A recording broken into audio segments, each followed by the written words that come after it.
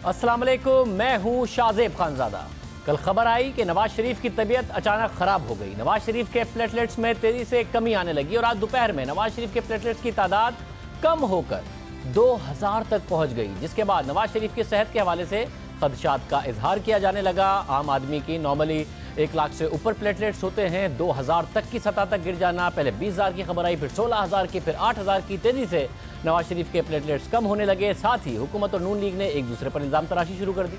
गुज़िश्ता रात नवाज शरीफ की medical report सामने आई, जिसके मुताबिक नवाज शरीफ के प्लेटलेट्स की तादाद कम होकर 16,000 थी। उसके साथ ही एक और रिपोर्ट सामने आई जिसमें प्लेटलेट्स की तादाद 12,000 थी। उसके बाद नैब ने साबिक वज़ीर आज़म नवाज शरीफ को लाहौर के सर्विसेज अस्पताल मुंतकिल किया और गुज़िश्ता रात से सुबह तक प्लेटलेट्स में मजीद कमी आई। फिर आज दोपहर में सामने आने वाली सर्विसेज अस्पताल की रिपोर्ट के मुताबिक नवाज शरीफ के प्लेटलेट्स कम होकर 2000 हो गए। ये तादाद बहुत कम थी, जिसके बाद तशवीश का इजहार किया गया, मगर अब नवाज शरीफ की हालत बेहतर हो रही है। डॉक्टर्स के मुताबिक नवाज शरीफ को 3 बोतल प्लेटलेट्स लगने के बाद प्लेटलेट्स की तादाद 20,000 हो गई है और उनकी तादाद को मॉनिटर किया जा रहा है। अगर तादाद दोबारा कम हुई तो मजीद खून की बोतलें लगाई जाएंगी और प्लेटलेट्स लगाए जाएंगे। नून लीग का इल्ज़ाम है कि हुकूमत ने जानबूझकर गफलत का मुजाहरा किया।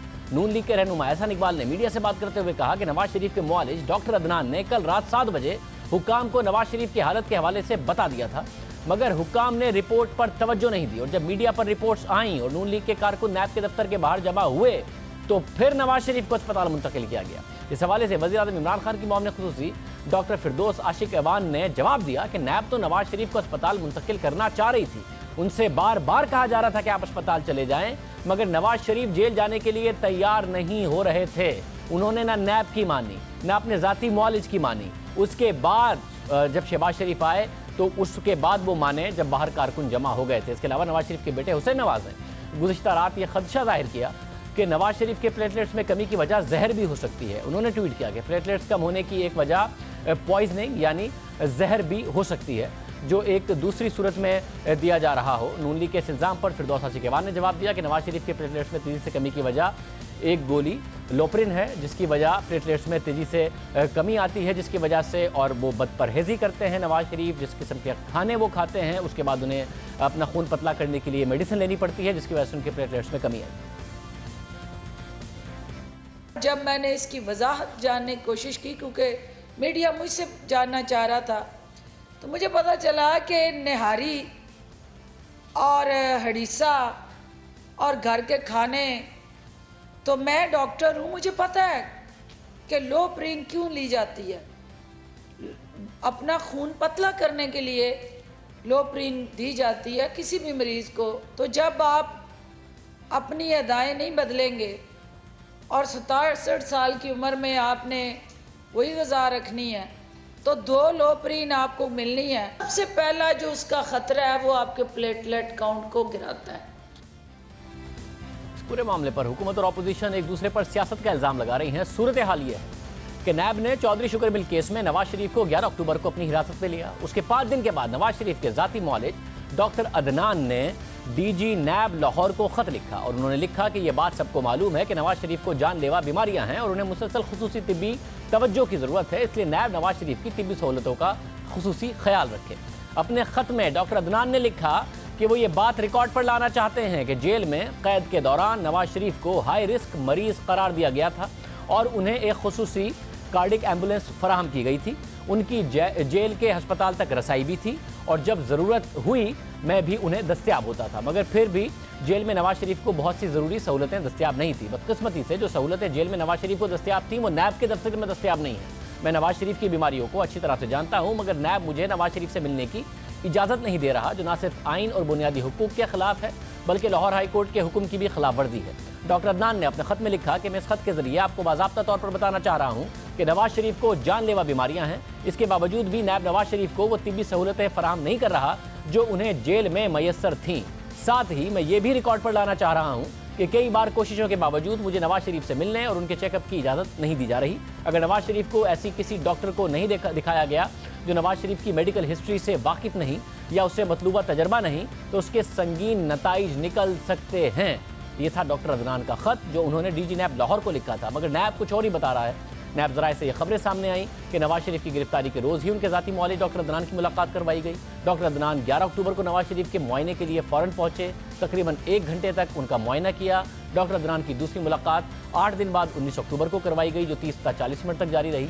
नायब ज़राए ने दावा किया कि डॉक्टर अदनान ने नवाज शरीफ का तफसीली मुआयना किया और उन्हें दी जाने वाली अद्वियात का भी मुफस्सिल जायजा लिया। डॉक्टर अदनान ने गुज़िश्ता रोज़ दोपहर से शाम तक मियां नवाज शरीफ से मुलाकात की, उनका मुआयना किया। डॉक्टर अदनान अपने हमरा एक्सरे और ईसीजी मशीनें लाना चाहते थे, जिसकी इजाज़त दी गई। और नैब ज़राए के हवाले से यह दावा भी सामने आया कि नवाज शरीफ नैब लाहौर में हिरासत के दौरान मुकम्मल तौर पर घर का फरमाइशी खाना खाते रहे। नवाज शरीफ अपने ज़ाती मुआलिज की तजवीज़ करदा दवाएं ही इस्तेमाल करते हैं।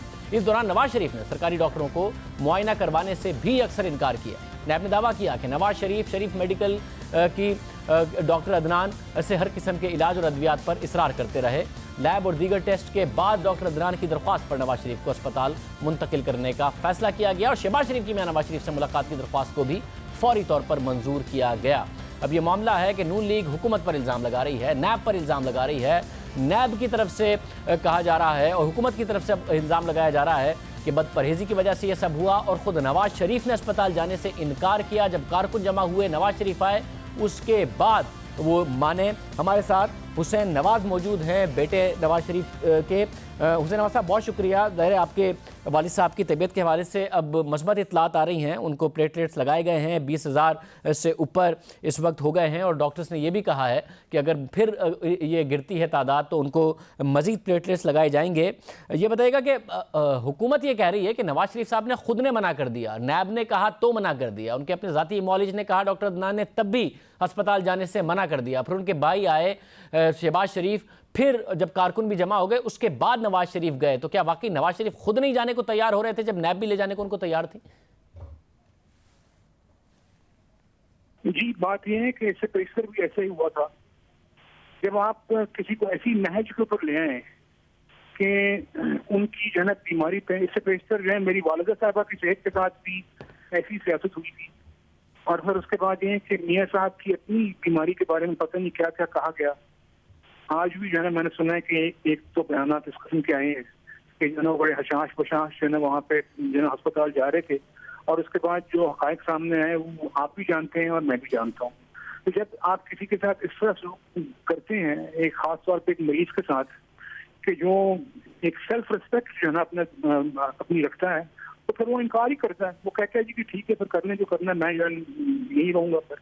और ऐसा ही हुआ था। और फिर उसके बाद उनको जाके वहाँ पे एक सर्विसेज हॉस्पिटल की एक जो है टीम वहाँ पे आई थी। वहाँ पे डॉक्टर अदनान भी थे। फिर उसके बाद मियाँ शहबाज साहब भी गए। उन्होंने जाकर उनसे कहा कि ये आपको अस्पताल जाना चाहिए क्योंकि ये बहुत सीरियस मामला है। और फिर उसके बाद उन्होंने उनको कन्विंस किया और लेके गए अस्पताल। साहब साथ में भी बताइएगा कि अब ज़ाहिर है सियासत ना हो किसी की सेहत पर, और नवाज शरीफ साहब की सेहत के लिए हम भी दुआ गो हैं, मगर बदपरहेज़ी का हुकूमत की तरफ से कहा गया। डॉक्टर फिरदौस आशिक़बान साहिबा खुद डॉक्टर हैं, उन्होंने कहा कि उन्होंने की जो इतलात हैं, उन्हें जो घर से खाना आता है, निहारी, हरीसा और इस किस्म की बदपरहेज़ी का वो खाना खाते हैं, जिसकी वजह से फिर उन्हें लॉपरिन की टैबलेट खानी पड़ती है, जिसकी वजह से प्लेटलेट्स नीचे चले गए। वो बदपरहेज़ी करते हैं, उनकी तबीयत बहुत ख़राब है। और ज़ाहिर रिपोर्ट्स जो प्लेटलेट्स के हवाले से आई उसे तो कोई नहीं डिनाई कर रहा, वो तो ऑफिशियल रिपोर्ट्स हैं अस्पताल की, और फिर उनको प्लेटलेट्स लगाए गए, ये भी अस्पताल की रिपोर्ट है। मगर वो बदपरहेज़ी की वजह से हो रहा है, ये हुकूमत कह रही है। मैं एक सवाल करता हूँ आपसे कि बदपरहेज़ी की वजह से अव्वल तो ये कि किस दिन जो है ना अपना वहाँ पे उनको इस किस्म के खाने गए, मियाँ साहब को निहारी है, हरीसा, मुझे भी आप बताइए। और जो है ना अपना कहाँ से गए वहाँ तक उनके पास जो है बिल्कुल नॉर्मल घर का खाना जाता है उनके पास, ये निहारी हरीसा तो मैं पहली दफ़ा सुन रहा हूँ। और सब मगर वो फिर वो लॉपरिन के हवाले से कह रही हैं कि वो टैबलेट उनको खानी पड़ी खून पतला करने की, जिसकी वजह से उनके प्लेटलेट्स नीचे गिरे, ये उनकी तरफ से कहा जा रहा है। और ज़ाहिर है आपने वो जहर वाली बात की थी कि वो भी पॉसिबिलिटी हो सकती है, मगर वो कह रही है लॉपरिन की वजह से हुआ। ये मजा का खेल बात है। तो थोड़ा बहुत जो है अपना मेडिसिन का मुझे भी इल्म है, ये इंतहाई मजा का खेल बात है। और ये मेरा ख्याल है जी कि जो वहाँ पे कुछ नाम नहाद डॉक्टर हैं इस वक्त जो कि अपनी डॉक्टरी छोड़ के जो है सियासत में आए हुए हैं, शायद जो है ना अपना उनकी ज़हनी इख्तरा है ये। और बहुत ही अफसोस की बात है कि जो है किसी की बीमारी के बारे में ऐसे कहते हैं कि जो है ना आप जो है अपना जो है ना परहेज नहीं करते और आप जो है इस किस्म की जो है दवाइयाँ खाते हैं और उससे चला गया। ये मजा का खेल बात है। और या तो जो है ना ये बात बोर्ड जो है ना अपना लिखे फिर अपनी रिपोर्ट के अंदर तो ऐसी बात है तो लिखे जो है ना बोर्ड ऐसी फिर हम कर सकते हैं। लेकिन जो है नैब का तर्जुमान, और जो कि आजकल इस हुकूमत की हैसियत नैब का तर्जुमान की रह चुकी हुई है, उनकी बात जो है ना उसका क्या जो है ना जवाब देना। ज़ाहिर है अगर डॉक्टर का बोर्ड इस हवाले से बात कहेगा तो वो ज़्यादा क्रेडिबल होगी। आप ठीक कह रहे हैं कि इन बजाय इसके कि नवाज शरीफ साहब की सेहत के हवाले से सियासत हो, आप साहबजादे हैं उनके, आपका अपने वालिद साहब की तबीयत के हवाले से कंसर्न है, इससे किसी को इनकार नहीं किया जा सकता। मगर आपकी डॉक्टर अदनान से बात हुई कि क्या मामला हुआ, उनसे आपने बात की कि असल में प्लेटलेट्स क्यों गिर गए, क्या वजह थी? क्योंकि आपकी तरफ से जो ट्वीट जहर और उस हवाले से किया गया, अरे नवाज शरीफ साहब के कारकुन है, एक बड़ा वोट बैंक है उनकी जमात का, तो हर तरफ से जिम्मेदाराना बयान आए, ये बहुत ज़्यादा लाजमी। आपकी उनसे बात हुई कि क्या वजह हुई? देखिए, ये अभी तक इसकी वजह पता नहीं लग सकी है। ये इसकी जो है मेडिकल रीजन होगी कोई ना कोई। डेंगू के टेस्ट भी हुए हैं मियां साहब के, इसके अलावा दीगर इन्फेक्शन के टेस्ट भी हुए हैं और वो सारे के सारे नेगेटिव हैं। आप जो है मुझे कहते हैं कि मैंने इल्जाम लगाया, मैंने कोई इल्जाम नहीं लगाया शायद। मैंने एक खदशे का इजहार किया है और उसके लिए मैंने एक कैनेडियन जर्नल की एक इंतहाई पुरानी रिसर्च जो है वो मैंने लगाई है उसके साथ, कि जिसमें कहा जाता है कि जिसमें कहा गया है कि प्लेटलेट्स गिर जाने की एक वजह जो है वो पॉइजनिंग यानी जहर खाना की हो सकती है। और अर्ज ये है कि अगर आप पाकिस्तान की तारीख देखें तो कायद आजम, मादर मिल्लत भुट्टो साहब, लियाकत अली खान साहब, बेनवीर भुट्टो साहिबा, क्या हुआ उनके साथ? और क्या इसमें क्या हमारे लिए किसी खदशे के इजहार की वजह नहीं हो सकती? क्या हमें खदशात का इजहार नहीं करना चाहिए जाना इस तारीख को देख के? बहुत शुक्रिया। हुसैन नवाज साहब हमारे साथ मौजूद थे, बेटे हैं नवाज शरीफ साहब के। अपने वालिद साहब की तबीयत के हवाले से उनके खदशात हैं। साथ ही हुकूमत ने इस बात की यकीन दहानी कराई है कि नवाज शरीफ साहब को भरपूर सहूलतें इस वक्त दी जा रही हैं, उनका इलाज बेहतर अंदाज में किया जा रहा है। मेडिकल रिपोर्ट भी सामने आई है और बेहतर होगा कि प्रेस कॉन्फ्रेंस में जो बातें की गई हैं उसका अब डॉक्टर्स भी बाकायदा तौर पर बताएं कि क्या वजह हुई कि नवाज शरीफ साहब की तबीयत इस हद तक ख़राब हुई, और बाकायदा तौर पर ये चीज़ भी सामने लाई जाए कि अगर उनके डॉक्टर ने कंसर्न रखे थे तो उन कंसर्न्स का को सही तरीके से देखा गया, नहीं देखा गया। इतनी हद तक प्लेटलेट्स गिर जाना जबकि उनको डेंगू भी नहीं है, ये डॉक्टर्स की रिपोर्ट बाकायदा तौर पर ऑफिशियल रिपोर्ट आए और हुकूमत उसको मंजर-ए-आम पर लाए तो वो बहुत ज़्यादा बेहतर होगा। प्रोग्राम में आगे बढ़ते हैं। मौलाना फजलुर रहमान की आज़ादी मार्च के दिन जैसे जैसे करीब आ रहे हैं, सियासी हलचल बढ़ती जा रही है। अपोजिशन से राब्तों के साथ साथ हुकूमत आज़ादी मार्च रोकने के इकदामात में तेजी ला रही है। एक तरफ हुकूमत मुज़ाकरात करना चाह रही है, दूसरी तरफ क्रैकडाउन भी कर दिया है शुरू और इस्लामाबाद में कंटेनर्स पहुंचा दिए गए हैं। इजाफी नफरी इस्लामाबाद में तलब कर ली गई है, कंटेनर्स पहुंच चुके हैं। आज़ादी मार्च को रोकने के लिए हुकूमती इकदामात में तेजी आ गई है। मगर पहले बात करेंगे राब्तों और मुलाकातों की और फिर आपको दिखाएंगे कि इस वक्त इस्लामाबाद में ग्राउंड सिचुएशन क्या है और हुकूमत क्या तैयारियां कर रही है, हुकूमत ने पुलिस को क्या अहकाम जारी किए हैं। पहले आपके सामने रखते चलें कि रहबर कमेटी के सरबरा अकरम दुरानी ने हुकूमती कमेटी के सरबरा परवेज खटक और चेयरमैन सेनेट सादिक संजरानी को टेलीफोन करके अपने मुतालबात से आगाह कर दिया है, जिसके बाद परवेज खटक ने हुकूमती मुज़ाकराती कमेटी का इजलास तलब किया है। जियो न्यूज़ के ज़राए के मुताबिक परवेज खटक की ज़ेरे सदारत हुकूमती कमेटी के इजलास में वज़ीर आज़म के इस्तीफे से मुतालिक अपोजिशन के मुतालबे को हुकूमती कमेटी ने मुस्तरद कर दिया है। इजलास में हुकूमती कमेटी ने तमाम अपोजिशन रहनुमाओं से फर्दन मुलाकात करने का फैसला किया है। हुकूमती कमेटी के अरकान नून लीग के सदर शहबाज शरीफ से राब्ता करेंगे। शहबाज शरीफ से मुलाकात के लिए वक्त मांगा जाएगा। जियो न्यूज़ के ज़राए के मुताबिक सादिक संजरानी को बिलावल भुट्टो जरदारी से राब्तों का टास्क दिया गया है, जबकि स्पीकर पंजाब असेंबली चौधरी परवेज इलाही मौलाना फजलुर रहमान से मुलाकात करेंगे। तमाम अपोजिशन रहनुमाओं से मुलाकात के औकात कल तय किए जाएंगे।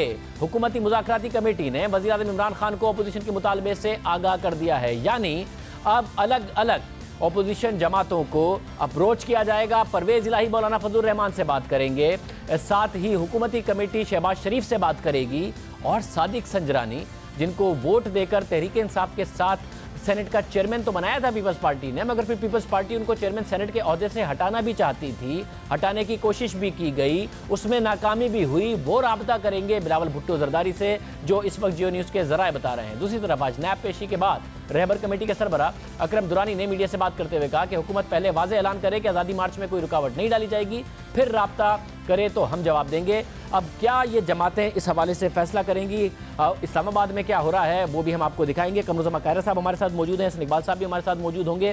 कायरा साहब बहुत शुक्रिया। कायरा साहब संजरानी साहब को अब जियो न्यूज़ के जराए बता रहे हैं टास्क दिया गया है कि वो बिलावल भुट्टो जरदारी से बात करें और मौलाना फजल रहमान से परवेज इलाही बात करें, हुकूमती कमेटी बात करे शहबाज शरीफ से। क्या जवाब होगा सादिक संजरानी को पीपल्स पार्टी का? शाहजेब साहब, अपोजिशन ने रेबर कमेटी में बैठ कर जो फैसले किए, उससे पहले गवर्नमेंट ने मौलाना फजल रहमान साहब से या उनकी जमात से JUIF से राब्ते की कोशिश की, उनके साथ राब्ता हुआ तो अपोजिशन की जमातों ने अपने तहफ़्फ़ुज़ात का इजहार किया कि भाई आप अकेले तो मुज़ाकरात नहीं कर सकते। उसके नतीजे में रेबर कमेटी की मीटिंग हुई और उस मीटिंग के बाद एक आउटलाइन दे दी गई। अब गवर्नमेंट ने दोबारा सियासी जमातों के साथ अलग अलग राब्ते की कोशिश करने की बात की है, जो कि अपोजिशन के इत्तेहाद में दरार डालने की कोशिश है, जो इसमें नाकामी होगी। ये सीरियसनेस इसमें है नहीं। सादिक संजरानी साहब ठीक है, वो सेनेट के चेयरमैन हैं, उनके लिए एहतराम है, लेकिन अगर वो बिलावल साहब के साथ राब्ते की उनको असाइनमेंट दी गई है तो आप खुद अंदाजा कर लीजिए कि इसमें कितनी सीरियसनेस है। हालांकि जबकि ना वो हमारे साथ कंफर्टेबल होंगे ना हम उनके साथ कंफर्टेबल होंगे, और मौलाना फजल रहमान के साथ अलग बात करेंगे, शहबाज शरीफ साहब के साथ अलग बात करेंगे। ऐसी बात ना होने का ऑलरेडी रेबर कमेटी फैसला कर चुकी है। तो ये गवर्नमेंट की एक कोशिश है, ये नॉन सीरियस माहौल है, ये मुज़ाकरात नहीं करना चाहते, ये सिर्फ कौम के सामने एक सूत्र रखना चाहते कि हमने ये भी कोशिश की, हमने ये भी कोशिश की, लेकिन ये कामयाब नहीं हुई और हमारे साथ तावन नहीं किया गया। यानी कह साहब ये फैसला तय है कि अब मुज़ाकरात अलग अलग अगर हुकूमत करना भी चाहे इंगेज, तो आप लोगों ने फैसला किया हुआ है कि एक साथ ही बात करें और एक ही कोई मरकजी क़यादत हुकूमत की तरफ से भी कोई एक कमेटी बात करे और आप सबसे एक साथ बात करें, अलग अलग नहीं होगा ये मामला। मुझे ये फैसला कुन बात कहने का तो हक नहीं है, ये तो मेरी क़यादत ही कह सकती है, लेकिन जब हुकूमत की तरफ से गुफ्तगू करने की कोशिश की गई मौलाना फजल रहमान साहब से और उस पर जमातों के तहफ़्फ़ुज़ात आए और जवाब में रेबर कमेटी की मीटिंग हुई और एक आउटलाइन तय कर दी गई, तो वो जमातों की एक बाइंडिंग आउटलाइन है, उससे हट के कोई जमात भी मेरी नज़र में मुज़ाकरात नहीं करेगी। सब साथ में बताइएगा कि क्रैकडाउन की भी तैयारियां शुरू हैं इस्लामाबाद और कराची में। जमीयत उलमा इस्लाम के कारकुनों की गिरफ्तारी के हवाले से खबरें आना, मुकदमात बनना, कैप्टन सफदर भी गिरफ्तार हो गए, फिर इस्लामाबाद में कंटेनर्स लगना शुरू हो गए। वो जो सिचुएशन इस वक्त हो रही है वो भी हम आवाम के सामने रखेंगे। इसके हवाले से भी कोई लायबल आप लोगों ने बनाया है कि अगर सबको गिरफ्तार कर लेंगे तो क्या करेंगे? शाहजेब, आप तो पता ही है कि पाकिस्तान में एक बड़ी सल्ख तारीख है हमारी सियासी, तो यहाँ मार्शल लॉ भी लगते रहे और मार्शल लॉ के खिलाफ भी रेजिस्टेंस होती रही। लोगों को जेलों की बजाय किलों में रखा गया, सजाओं की बजाय कोड़े मारे गए, फांसियां दी गई, इसके बावजूद लोग रुके नहीं। जब लोग अपने मसाइल के हल के लिए सड़कों पे निकलते हैं, एहतजाज की तरफ चलते हैं, हुकूमतें बदलने के लिए निकलते हैं, तो ये बात बिल्कुल तयशुदा है कि तमाम तरह हुकूमती हथकंडे, जो ब्यूरोक्रेसी का एक खास रंग है ना, हर हुकूमत को ये मिलते हैं। ये पोलिटिकल लीडरशिप का कमाल होता है कि वो उन चीजों को नहीं कबूल करती। जब हमारे दौर में एहतजाज हुए थे तो उन एहतजाजों में हमें भी कई रास्ते दिए गए, लेकिन हमने खुद पॉलिटिकल फैसले करके उन चीजों को सही मायनों में हैंडल किया। इनका मसला ये है कि ये खुद पॉलिटिकल फैसला नहीं कर सकते और इनके फैसले कहीं और होने हैं, और जो फैसले करने हैं वो सिर्फ ताकत के कानून जानते हैं, वो मसलहत का कानून नहीं जानते, वो डायलॉग का कानून नहीं जानते, वो डेमोक्रेसी का कानून नहीं जानते। लिहाजा उसके क्या नतीजे निकलेंगे आप और कौन बेहतर जानती है, लेकिन आप समझते हैं। बहुत शुक्रिया कमरुज़्ज़मा खैरा साहब हमारे साथ मौजूद थे। नून लीग का वर्जन भी मालूम करेंगे। साथ साथ आपको बताते चलें कि इस्लामाबाद के मुख्तलिफ मकामात पर कंटेनर्स नजर आ रहे हैं। पुलिस ज़राए के मुताबिक आज़ादी मार्च से निपटने के लिए वजीर दाखिला से 15 करोड़ का इब्तिदाई बजट मंजूर करा लिया गया है। पुलिस की भारी नफरी तलब कर ली गई है। पुलिस ज़राए के मुताबिक इस्लामाबाद में मजमूई तौर पर 600 से जायद कंटेनर्स लगाए जाएंगे। 200 के करीब कंटेनर्स इस्लामाबाद के मुख्तलिफ मकामात पर पहुंच चुके हैं। रेड जोन जाने वाले रास्ते नादरा चौक में 2 कंटेनर्स रख दिए गए हैं। अटक पुल पर कंटेनर्स पहुंचा दिए गए हैं। दरिया चनाब और झेलम के करीब कंटेनर्स पहुंचा दिए गए हैं। जियो न्यूज़ के नुमाइंदे अहमद सुबहान इस वक्त इस्लामाबाद के रेड जोन में मौजूद हैं, सरीना चौक के पास मौजूद हैं, उनसे बात करेंगे। बहुत शुक्रिया अहमद सुबहान। आपके पीछे भी कंटेनर्स नजर आ रहे हैं, बट इस वक्त क्या इस वक्त सूरत हाल है, क्या हुकूमत की तैयारियां हैं, आगाह कीजिएगा। जी बिल्कुल शाहजेब साहब, अंदर की खबर तो यही है कि भरपूर तैयारियां की जा रही हैं इस्लामाबाद और रावलपिंडी दोनों ही शहरों में। जिस तरह से आज़ादी मार्च की डेट्स अब करीब आ रही हैं, 27 तारीख से जिस तरह से मौलाना फजलुर रहमान ने ऐलान किया कि उन्हें आज़ादी मार्च को शुरू करना है और फिर 31 को उनके ऐलान के मुताबिक इस्लामाबाद में दाखिल होना है, तो उसके हवाले से इस्लामाबाद में भरपूर तैयारियाँ की जा रही हैं। जो फोर्सेस बुलवाई जानी थी उनके हवाले से जिस तरह से लेटर्स लिखे गए, तो अब उनको बुला के इस्लामाबाद में रखना कहाँ है उसके इंतजामात को भी हतमी शक्ल दी जा रही है। 20,000 के करीब नफरी है जो कि इजाफी मंगवाई जानी है। इस्लामाबाद फोर्स के जो डिफरेंट डिवीजन्स हैं उनकी तमाम तर छुट्टियों को कैंसिल कर दिया गया। तमाम तर लेवल्स की छुट्टियों को ऑफिसर्स के रोज़ाना की बुनियाद पर तकरीबन इजलास हो रहे हैं। इससे पहले जिस तरह से मुख्तलिफ मीटिंग्स में ये भी देखा गया कि जो ऑफिसर्स हैं उनकी ट्रेनिंग्स करवाई गई। साथ में अब जिस तरह कंटेनर्स भी मंगवाए जा रहे हैं, तो उस तरह वो इंतजामात भी हमें दिखाई दे रहे हैं। ऑन रोड आज के दिन में हमने देखा कि 200 के करीब कंटेनर्स इस्लामाबाद में पहुंच गए हैं, जिसमें जिस तरह से अब हम लोग सरीना चौक पर रेड जोन की जो एंट्रेंस है वहां पर मौजूद हैं। 4 टोटल रेड जोन की एंट्रेंसेस हैं। रेड जोन को सेव करना और रेड जोन तक किसी भी सूरत इनकेस अगर जो मुजाहिरीन होंगे वो अगर इस्लामाबाद में दाखिल हो जाते हैं, जिसके लिए भी भरपूर कोशिशें की जा रही हैं कि दाखिल ना हो, तो फिर उस सूरत में भी रेड जोन में कम अज़ कम दाखिले को हर सूरत यकीनी बनाना है कि रोका जाए, जिसके लिए कंटेनर्स अब यहाँ पर लगाए जाने शुरू हो गए। तकरीबन 16 के करीब कंटेनर्स हैं जो अब यहाँ पर पहुँच गए सिर्फ इस एक सरीना चौक पे, जबकि इसके अलावा जिस तरह से नादरा चौक से, रेड जोन से और फिर 2 दीगर एंट्रेंसेज हैं सेक्रेटेरिएट की साइड से इस्लामाबाद रेड जोन में एंट्रेंस की। मगर आपकी अगर हुकूमती ज़राए से, पुलिस ज़राए से बात हुई हो तो इरादा क्या है? हुकूमत क्या कितने एंट्री एग्जिट पॉइंट्स बंद करना चाहती है, कितने कंटेनर्स लगाना चाहती है?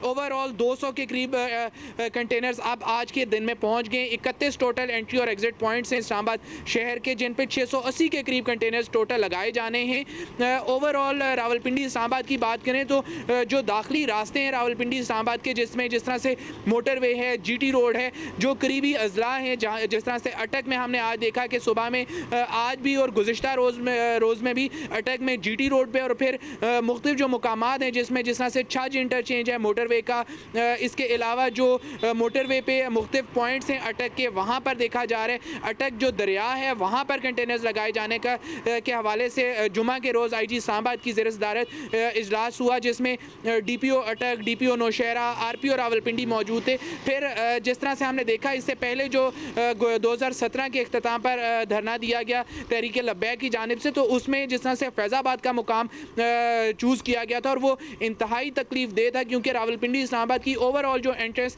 का मेन जो मरकज़ी पॉइंट है वो फैज़ाबाद है, उसको हर सूरत यकीनी बनाया जाना है कि वो किसी सूरत भी बंद ना हो। जिसके हवाले से हमने देखा कि हफ्ता के रोज़ हालांकि वफाक में छुट्टी होती है, लेकिन इसके बावजूद IG इस्लामाबाद खुद मौजूद थे फैज़ाबाद चौक पर, जहाँ पर RPO और CPO रावलपिंडी भी आए। वहाँ पर इन तमाम सीनियर ऑफिसर्स की मुलाकात हुई और उसमें डिस्कस किया गया कि इस्लामाबाद का जो फैज़ाबाद का पॉइंट है उसको किसी सूरत भी लॉक नहीं होने देना। अगर मुजाहिरीन इस्लामाबाद पहुँचने में कामयाब होते हैं, जिसको कोशिश की जानी है कि हर सूरत रोका जाए, जिसमें जिस तरह से मोटरवे पर कलर कहार का मुकाम है। फिर GT रोड की बात करें तो पंजाब से आने के लिए जो चिनाब का दरिया है गुजरात के करीब, कल जेलम का दरिया है, उनके पुलों पर हर्डल्स क्रिएट करने हैं, कंटेनर्स लगाने हैं, खारदार तारें लगानी है। नफरी को रावलपिंडी और इस्लामाबाद दोनों में ही अलर्ट किया जा रहा है। ऑफिसर्स की जो आज भी मीटिंग हुई IG इस्लामाबाद की ज़ेर सदारत, तो उसमें भी ये कन्वे किया गया कि तमाम तर ऑफिसर्स, जिसमें मिनिमम जो लेवल है वो SP लेवल का रखा गया कि SP साहिबान खुद मौजूद होंगे ऑन स्पॉट और SP साहिबान इस चीज़ को यकीनी बनाएंगे कि वो हरावल दस्ता के तौर पे SP साहिबान मौजूद होंगे। उसके बाद फिर DSPs फिर SHO और इस तरह से एक लेयर होगी जिसमें मौजूद होंगे। नहीं ऐसा होगा कि जो सादा लिबास में मलबूस एहलकार हैं वो सामने हों या फिर जो जवान हैं उनको फ्रंट लेयर रखा जाए। इसके बजाय इस बार IG इस्लामाबाद की इंस्ट्रक्शंस हैं कि सीनियर ऑफिसर्स खुद सबसे फ्रंट पे मौजूद होंगे और वही फिर कमांड करेंगे। कंट्रोल रूम जिस तरह से कायम किया जा रहा है वजारत दाखिला में, तो वहाँ से भी ओवरऑल मॉनिटर किया जाएगा। सेफ सिटी के हवाले से हमें 2 हफ्ते कबल बताया गया था, ज़िले इंतज़ामिया और इस्लामाबाद पुलिस ने नादरा हुकाम को ये नोटिस भिजवाया था कि तमाम तर जो सेफ सिटी के तकरीबन 1600 से ज़ायद कैमरे हैं, जिनमें से अक्सर पूरा साल ही ख़राब रहते हैं मुख्तलिफ मुकामात पे, तो उनको हर सूरत यकीनी बनाया जाए कि 27 तारीख से पहले तमाम तर कैमरे कैमराज वर्किंग हों, ताकि ये भी एक आई की सूरत में इस्लामाबाद इंतज़ामिया और पुलिस को खिदमत सर अंजाम देंगे। साथ में जो ज़िले इंतज़ामिया है उसने रेंजर्स को भी लेटर्स लिख दिए हैं कि रेंजर्स के भी एहलकार यहाँ पर मौजूद होंगे। FC, KPK और आज़ाद जम्मू कश्मीर की जो फोर्स है पुलिस की वो यहाँ पर मौजूद होगी। ओवरऑल एक स्ट्रेटजी फार्मूलेट की जा रही है कि किसी भी सूरत ये जो आज़ादी मार्च है और इसके जो शुरका हैं वो इस्लामाबाद में दाखिल ना हो पाएँ। बहुत शुक्रिया अहमद सुबहान, तफसील से बता रहे थे। इसका मतलब है हुकूमत के पास प्लान है, ऐसा नहीं है कि हुकूमत के पास इस वक्त लॉन्ग मार्च से निपटने का, मौलाना फजलुर रहमान के आज़ादी मार्च से निपटने का प्लान नहीं है। हुकूमत तैयारियां कर रही है, लॉ इन्फोर्समेंट के इदारों को हिदायत दे दी गई हैं, कंटेनर्स आना शुरू हो चुके हैं और हुकूमत एक प्लान के तहत जा रही है। गिरफ्तारियां, क्रैकडाउन वो भी शुरू हो चुका है। एहसन इकबाल साहब नून लीग के सेक्रेटरी जनरल हमारे साथ मौजूद हैं। बहुत शुक्रिया एहसन इकबाल साहब। ज़ाहिर कंटेनर्स लगना शुरू हो गए हैं, साफ नज़र आ रहा है, गिरफ्तारियां भी शुरू हो गई हैं। कैप्टन सफदर तक को गिरफ्तार कर लिया गया है हुकूमत मुखालिफ तकरीर पर। तो आप लोगों ने ये लाएअमल भी तय किया जब आप सारे अपोजिशन की जमातें मिले कि सबको गिरफ्तार कर लिया जाए, मौलाना को भी, आप सब लोगों को या आपके दूसरे रहनुमाओं को, तो फिर क्या लाएअमल होगा आप लोगों का? देखिए शाहजेब, मुझे इस बात को भी उजागर करना पड़ेगा कि जिस किस्म की हेट स्पीच पे कैप्टन सफदर को अरेस्ट किया गया है, अगर इमरान नियाज़ी साहब की तकरीरों को जो वो कौमी इदारों के हवाले से करते रहे हैं, जो आवाम को बगावत के ऊपर उकसाने के लिए करते रहे हैं, जो वो कौम को सिविल डिसोबीडियंस की तरगीब देते रहे हैं, अगर इस मुल्क में इमरान नियाज़ी की उन तकरीरों को काबिल गिरफ्त नहीं समझा जाता, अगर पार्लियामेंट पे हमला काबिल गिरफ्त नहीं है, अगर PTV पर हमला काबिल गिरफ्त नहीं है, उस पर किसी को सज़ा नहीं हो सकती।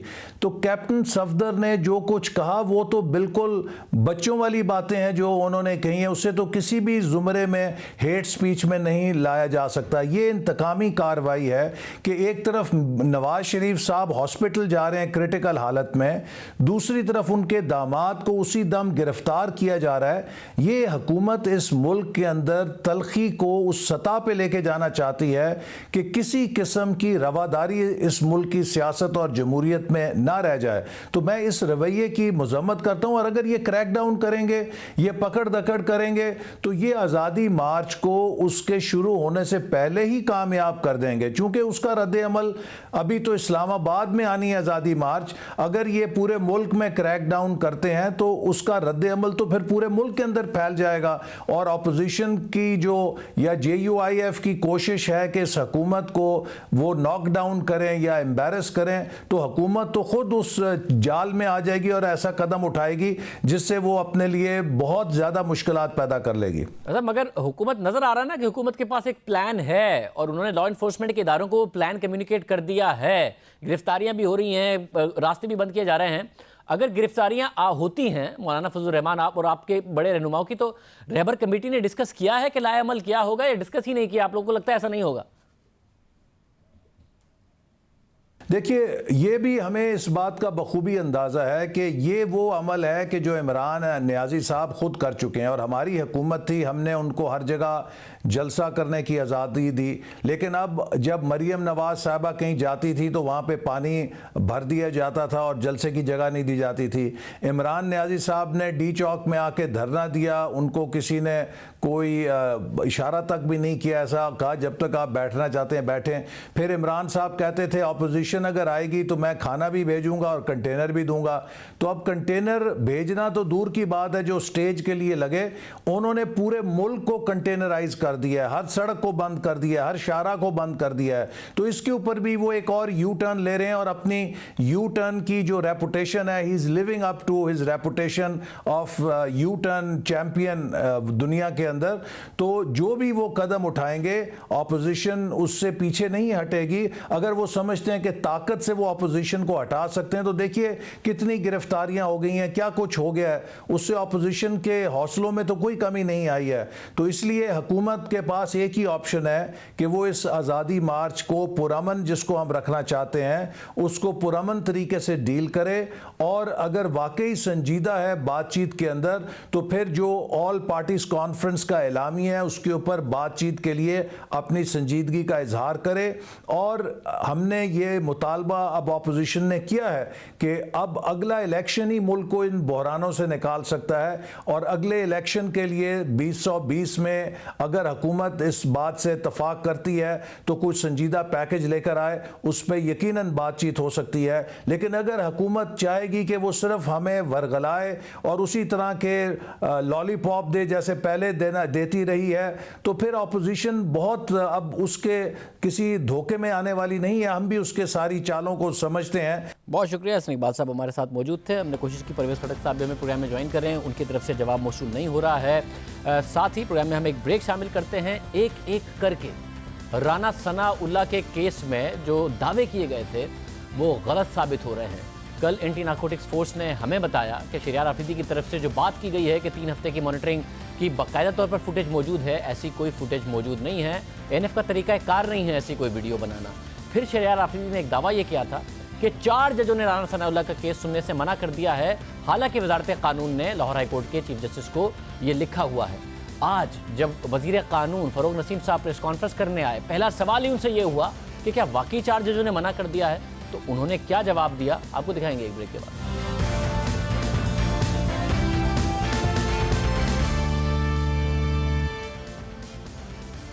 वजीर मुमलिकत बराए इंसदाद मंशियात शहरियार आफरीदी के दावे एक एक करके गलत साबित हो रहे हैं।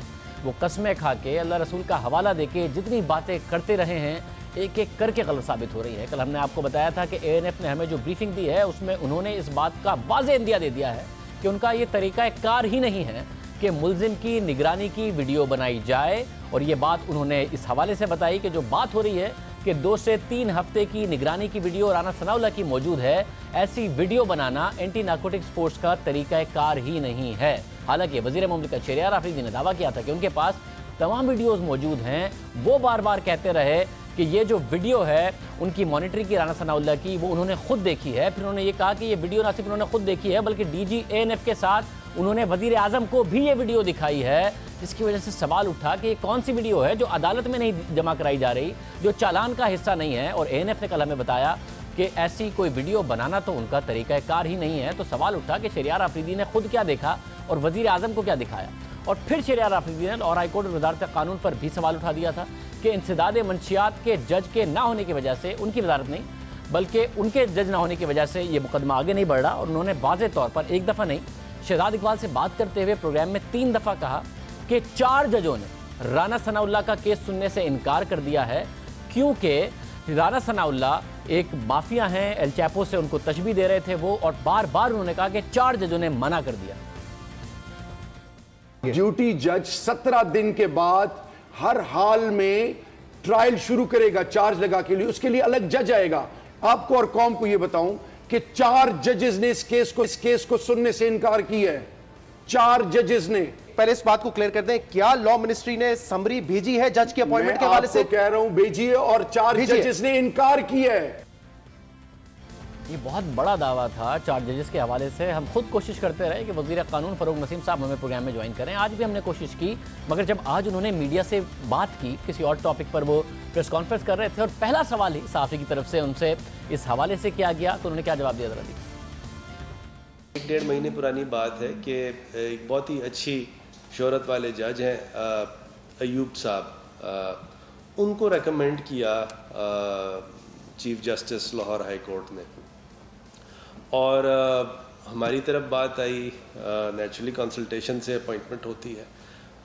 हमने उसको जब सारा प्रोसीजर हो गया उसको रेकमेंड किया, उसके बाद से रजिस्ट्रार लाहौर हाई कोर्ट ने हमें इस तरह की बात की कि वो जज साहब की कोई सेहत का इशू है या क्या इशू है, कि वो अब ये एक बड़ा ही सेंसिटिव केस है, इसमें पब्लिक आई होती है, वो ये नहीं चार्ज लेना चाहते हो जज साहब। तो यही फिर उनसे बात हुई कि फिर आप काइंडली कोई दूसरा नॉमिनेशन दें, और वो जब दूसरा नॉमिनेशन आया हमारे पास और उसकी समरी जो है वो 2 या 3 दिन पहले सारी होके प्रिंटिंग कोऑपरेशन में जाती है तमाम समरी, वो प्रिंटिंग कोऑपरेशन में गई। वहाँ यानी जिस दिन हमें ये मिला है उसके फ़ौरन 1 या 2 दिन के बाद प्रिंटिंग कॉर्पोरेशन में गई, और प्रिंटिंग कॉर्पोरेशन से जो मैंने चेक किया है तो वो कल सुबह हमें सारा प्रिंट करके देंगे।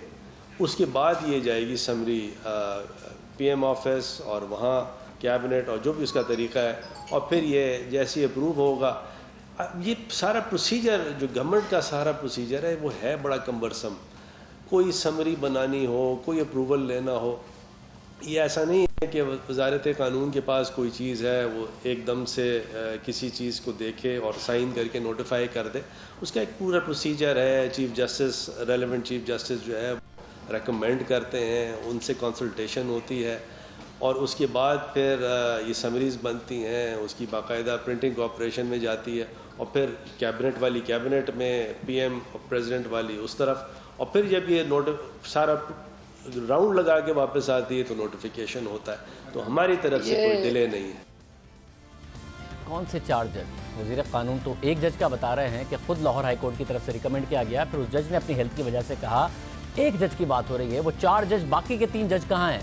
इनका शहरियार आफरीदी साहब कह रहे हैं कि उन्होंने मना कर दिया। पूरे के पूरे प्रोसेस एक्सप्लेन किया फरोग नसीम ने, जिसमें बाकी के 3 जजेस का कोई जिक्र नहीं है, एक जज की बात है। साथ ही जो इंटरव्यू था उसमें शहरियार आफरीदी लाहौर हाई कोर्ट पर जिम्मेदारी डाल रहे थे, मगर यहाँ पर फरोग नसीम साहब वाज़ेह तौर पर बता रहे हैं कि जो हुकूमती अपना प्रोसीजर है उसमें इतना टाइम लग गया। मगर ये भी सवाल पैदा होता है कि टाइम क्यों लगा और एक और जज की तैनाती की ज़रूरत ही क्यों पेश आई, क्योंकि एक जज इस केस को सुन रहा था और अब तक केस बहुत आगे बढ़ चुका होता। इसकी जिम्मेदारी भी खुद हुकूमत की है। हुकूमत ने अचानक राना सनाउल्लाह के केस की समाअत करने वाले जज मसूद अरशद को काम करने से रोक दिया था, उनकी साख और गैर जानिबदारी पर सवालात उठाए, और फिर इन इल्ज़ामात के 2 माह बाद जज मसूद अरशद को बहाल कर दिया। उन पर जो इल्ज़ामात लगाए गए थे हुकूमत ने वो इल्ज़ामात वापस ले लिए। इस हवाले से तफसीलात हमने आपको कल के प्रोग्राम में बताई थी कि जज मसूद अरशद जो कि एंटी नार्कोटिक्स में अदालत में राना सनाउल्लाह का केस सुन रहे थे, उन्हें हटाया गया और अब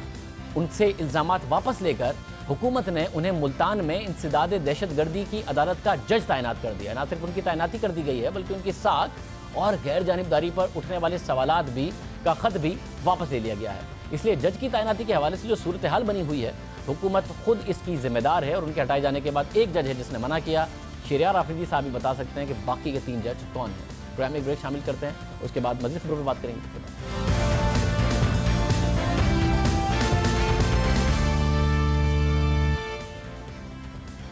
खुशामदीद नाज़रीन, एक अजीब कंट्रोवर्सी पैदा हो गई है। हुकूमत ने कहा, और वफाकी वज़ीर इत्तलात जो कि खुद डॉक्टर हैं, कि लॉपरिन लेने की वजह से प्लेटलेट्स गिरे।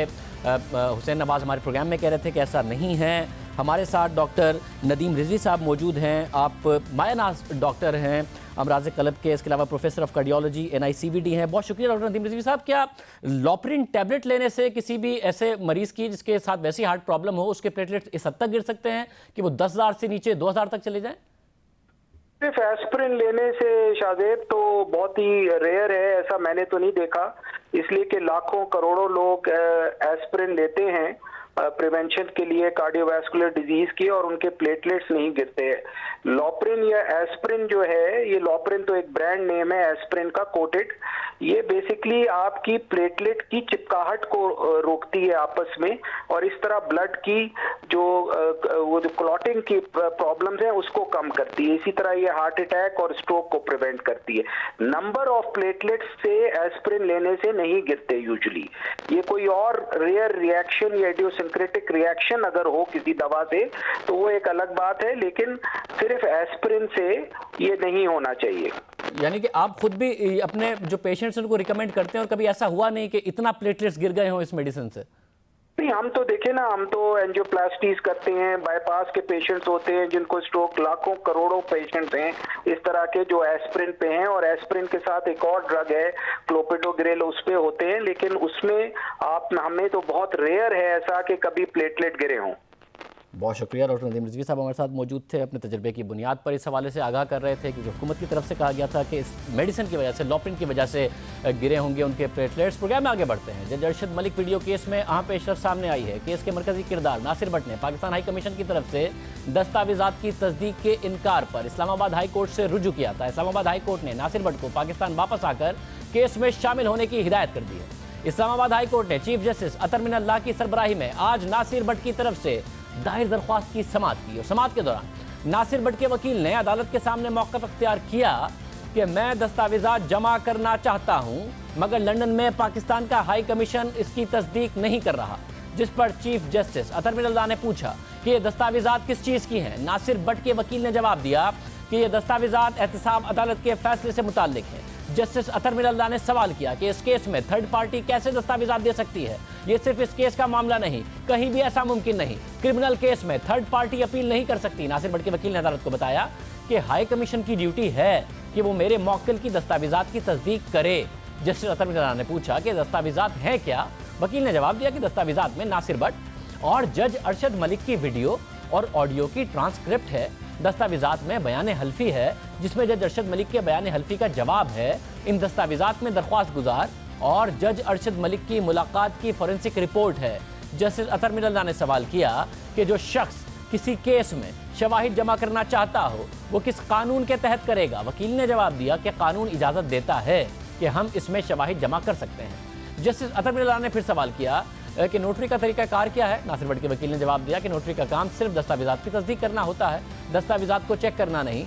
जिस पर chief justice Islamabad high court ने पूछा कि क्या दरख्वास्त गुजार क्रिमिनल प्रोसीडिंग का हिस्सा है, दरख्वास्त गुजार तफ्तीश का हिस्सा क्यों नहीं बनना चाहते हैं। जिस पर वकील ने जवाब दिया कि मेरे मौक्किल के खिलाफ FIR दर्ज है, उनको सिक्योरिटी और तहफ़्फ़ुज़ चाहिए।